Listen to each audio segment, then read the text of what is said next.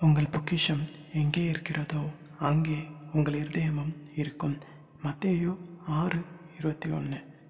இந்த பூமியில் நம்ம என்ன செய்யணும்னு கடவுள் விருப்பப்படுறாரோ அதே தான் நம்ம இருதயத்தின் விருப்பமாக இருக்கணும்.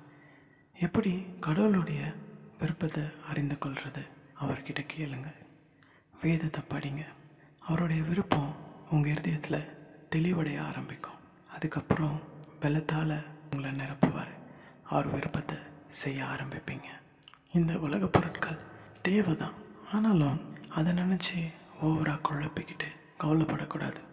அந்த பொருள் தேவையா ஒரு அனலைஸ் பண்ணுங்கள். எப்படிப்பட்டதுன்னு அனலைஸ் பண்ணுங்கள். எந்த விதத்தில் உபயோகமாகவும் அனலைஸ் பண்ணுங்கள். தேவைன்னா வாங்கிக்கோங்க, வேணான்னா விட்டுருங்க.